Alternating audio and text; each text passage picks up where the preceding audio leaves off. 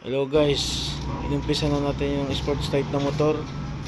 Ang issue lang nito ay hindi na gumagana yung pan sa radiator. Ngayon ang gagawin natin, lalagyan natin ng switch off at ng relay para switch na lang niya kung gusto niya paganahin. Salamat guys. Yun lang. Galing ng konti para dito. Galing ng konti para dito.